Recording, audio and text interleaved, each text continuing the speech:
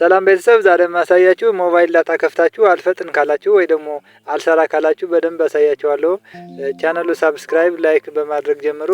ወደ ሴቲንጉ ስንሄድ መጀመሪያ ሴቲንግ ለማስተካከል ወይ ደግሞ ኢንተርኔት ፍጥነት ሴቲንግ ትገባላችሁ ማለት ነው። ሴቲንግ ገብታችሁ የምታስተካክሉት ወይ ደግሞ የምትሞሉት ቁጥር አለ። ከዛ ሲም ኤንድ ኔትወርክ ሴቲንግስ ትሄዳላችሁ። ሲም ኤንድ ኔትወርክ ሴቲንግስ ከሄዳችሁ የኦፕሬተር ኔም ክሊክ ታደርጉና ሴቲንጉ ተሞልቷል ወይ አልተሞላም ታያላችሁ ማለት ነው።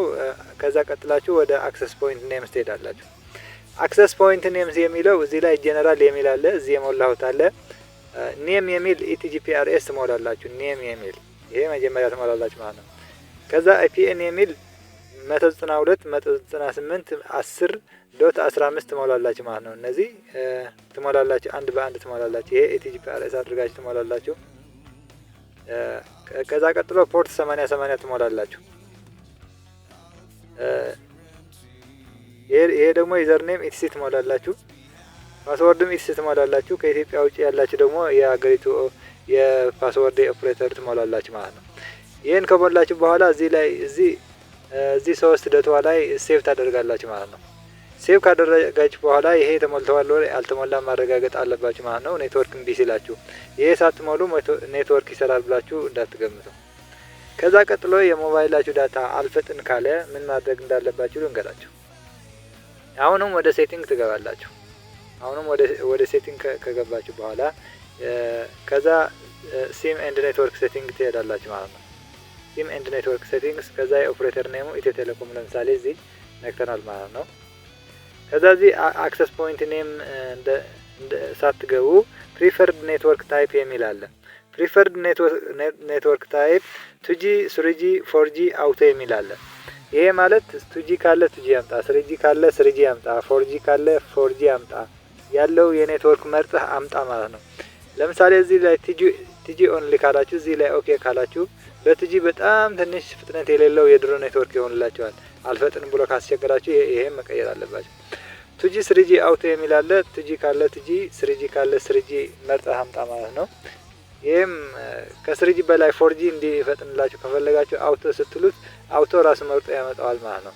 ይሄን ቼክ ማድረግ አለባችሁ ኔትወርካችሁ ሳትጀምሩ ወይ ደግሞ የሞባይል ዳታ ሳትከፍቱ ይሄ ቼክ ማድረግ አለባችሁ።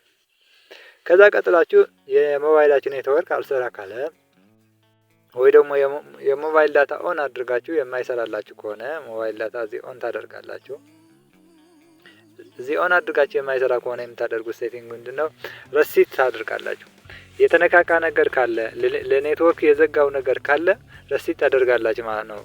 አንደኛ ደረጃ ረሲት ለማድረግ አሁንም ወደ ሴቲንግ ትገባላችሁ ማለት ነው። ወደ ሴቲንግ እንደገባችሁ እዚህ ወደ ታች ወርድና ሲስተም ተወርዳላችሁ ወይ እናንተ አባውት ፎን ትገባላችሁ። ከዛ ረሲት ፎን የሚል አለ። ረሲት ዋይፋይ ሴቲንግ፣ ረሲት አፕሊኬሽን ፕሪፈረንስ፣ ኢሬዝ ኦል ዳታ የሚሉ አሉ። ከነዚህ የመጨረሻው ላይ እንዳታደርጉት። የመጨረሻው ላይ ሁሉም ቆሆ ረሲት አድርገው የሁሉም ቆሆ ጠራርግ ማለት ነው። ይሄ በሞባይላችሁ ላይ ያለ ዳታ፣ ሙዚክ፣ ፋይል ማንኛውም ይጠፋል ማለት ነው። የምታደርጉት ረሲት ዋይፋይ ሴቲንግ ነው የምታደርጉት። የላኛዋ ረሲት ታደርጋላችሁ። ከዛ የሞባይላችሁ ፓስወርድ ፒን አሸራ ይጠይቃቸዋል። አሸራ ሰጣችሁ ተሳልፋላችሁ ማለት ነው።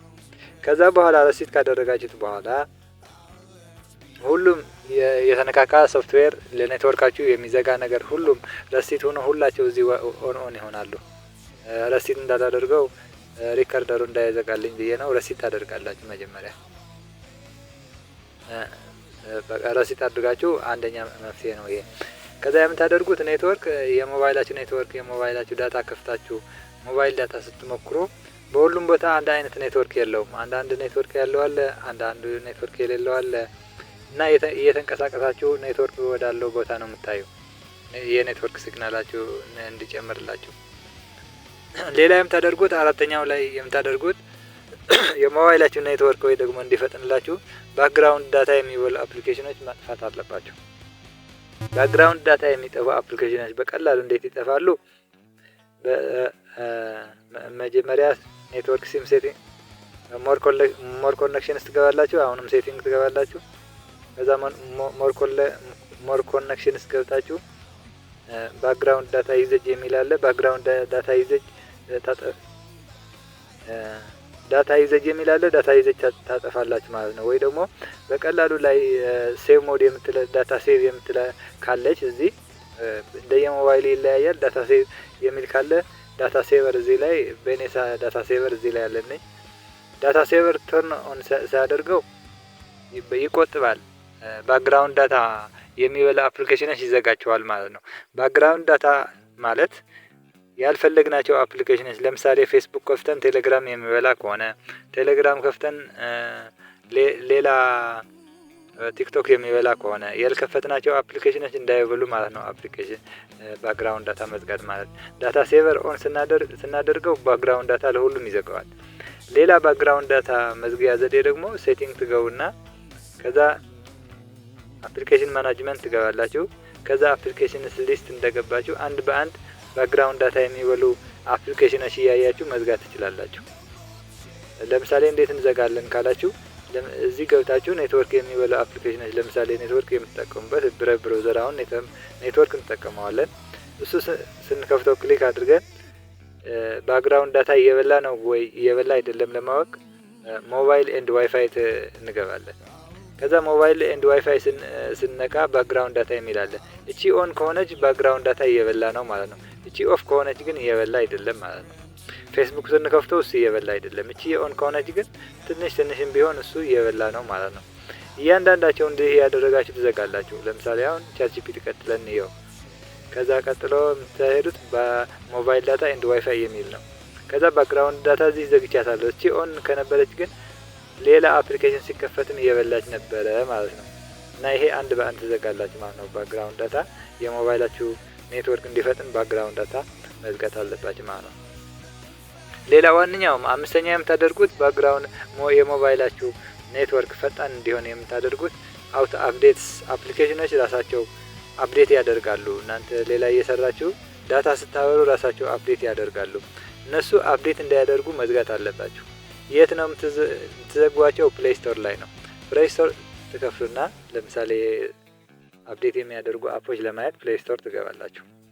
ከዛ ፕሌይ ስቶር እንደገባችሁት ፕሮፋይላችሁ ላይ ክሊክ ታደርጋላችሁ። የፕሮፋይላችሁ አይከን ከዛ ወዴት ነው የምትሄዱት? ወደ ሴቲንግ ትሄዳላችሁ። ወደ ሴቲንግ እንደሄዳችሁ ኔትወርክ ፕሪፈረንስ የሚል አለ። ከዛ ኔትወርክ ፕሪፈረንስ እንደከፈታችሁ አውቶ አፕዴት አፕሊኬሽንስ የሚል አለ። አውቶ አፕዴት አፕሊኬሽንስ አፕዴት ኦቨር ዋይፋይ ኦንሊ ዱ ኖት አውቶ አፕዴት ትላላችሁ። ዱ ኖት አፕዴት እኔ ኔትወርክ ሲከፍት አንተ ራስህ አፕዴት እንዳታደርግ ማለት ነው። እሱ አፕዴት የሚያደርግ ከሆነ እናንተ ሌላ ስራ የሰራችሁ ፌስቡክ፣ ቲክቶክ እየተጠቀማችሁ አፕሊኬሽኖች አፕዴት ለማድረግ ዳታ ይቆጥራል። ሞባይላችሁ ዳታ ቢዚ ይሆናል። ይሄ በጣም ወሳኝ ሴቲንግ ነው። ዱ ኖት አውቶ አፕዴት ትላላችሁ። ከዛ ቀጥላ ወሳኝ ሴቲንግ ደግሞ ከአውቶ አፕዴት ቀጥላ አውቶ ፕሌይ ቪዲዮስ የምትላለች። እቺ ደግሞ ክሊክ ስታደርጉ አውቶ ፕሌይ ቪዲዮስ አት ኤኒ ታይም፣ አውቶ ፕሌይ ቪዲዮስ ኦቨር ዋይፋይ ኦንሊ፣ ዱ ኖት አውቶ ፕሌይ ቪዲዮስ። አውቶ ፕሌይ ቪዲዮስ ማለት ኔትወርክ ሲከፈት ራስህ ቪዲዮ አጫውት ማለት ነው። ዱ ኖት አውቶ ፕሌይ ቪዲዮስ ትላላችሁ። አታጫውት ትላላችሁ። የሚያጫውት ከሆነ እናንተም ሌላ ስራ እየሰራችሁ እሱም ሌላ ስራ እየሰራ ቢዚ ይሆናል ማለት ነው። ይሄም ዋንኛውም ሴቲንግ ነው። ለሁለቱም ማጥፋት አለባችሁ የሞባይላችሁ ዳታ ፈጣን እንዲሆን ከፈለጋችሁ። ከዛ የሞባይላችሁ ዳታ ፈጣን እንዳይሆን የሚያደርገው የሞባይላችሁ ሶፍትዌር አፕዴት አለመሆን ነው። እንግዲህ ፋብሪካዎች ሁሌ ሞባይል አዳዲስ ቨርዥን ይለቃሉ። አዳዲስ ቨርዥን ሲለቁ አፕዴት ካላደረጋችሁ ሞባይላችሁ ቢዚ ነው የሚሆነው። አፕዴት ለማድረግ ወደ የት ነው የምትሄዱ? መጀመሪያ ወደ ሴቲንግ ትሄዳላችሁ። ከዛ ወደ ሴቲንግ ስትሄዱ ወደ ሲስተም ትሄዳላችሁ ማለት ነው። በሌላ ሞባይል አባውት ፎንም ሊሆን ይችላል። በአባውት ፎን ትገባላችሁ። ዝሮ ሲስተም አፕዴት ማግኘት አለባችሁ ማለት ነው።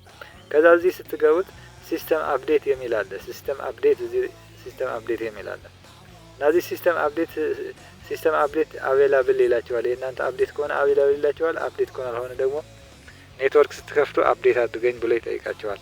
ይህም አፕዴት መሆኑም አለመሆኑም የአሁኑ አዲስ ቨርዥን አለመሆኑም ማየት አለባችሁ ማለት ነው። በዚህ ምክንያትም የሞባይላችሁ ኔትወርክ ዳታ ይቀንስላችኋል ማለት ነው። ይህም አፕዴት አድርጉ።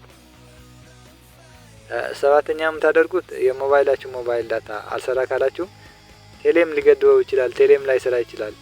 የእናንተ ሞባይል እምቢ ካለ የሌላ ሞባይልስ እየሰራ ነው ወይ ብላችሁ ማረጋገጥ አለባችሁ። ዝም ብሎ ሞባይላችሁ ከመጎራጎር ይልቅ እየሰራ ነው፣ ሌላ እየሰራ ነው፣ ቴሌ እየሰራ ነው፣ እየሰራ አይደለም ብላችሁ ማወቅ አለባችሁ ማለት ነው። ይሄ ግዴታው የሰባተኛው ነው ማለት ነው። መጨረሻ ላይ እምቢ ካላችሁ የሞባይላችሁ ኔትወርክ ወይ ደግሞ የሞባይላችሁ ሴቲንግ ሁሉም ማስተካከላችሁ እምቢ ካላችሁ የመጨረሻው የምታደርጉት ፍላይት ሞድ ነው። እዚህ ፍላይት ሞድ እንግዲህ ስታደርጉት እዚች ያለች ፍላይት ሞድ ስትነኩት ለትንሽ ጊዜ ቆይታችሁ ደግሞ ትከፍታላችሁ። ይህቺ ፍላይት ሞድ ለትንሽ ጊዜ ቆይታችሁ ስትከፍቷት እሷ ፍላይት ሞድ የኔትወርክ ሴቲንጉ የኔትወርክ ዳታው ሪፍሬሽ ታደርገዋለች። እንደዛ ፍላይት ሞድ እያደረጋችሁ ሞባይል ዳታችሁ በጣም በፈጣን ይሰራላችኋል።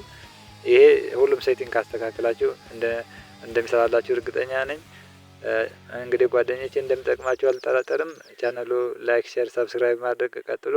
በሚቀጥለው ደግሞ በሞባይላችሁ ሚኒ አፕሊኬሽን የሚባል እንዴት አድርጎ አሮጌ ፎቶ ንጹህ እንደሚያደርግላችሁ አቀርብላችኋለሁ። ይመቻችሁ።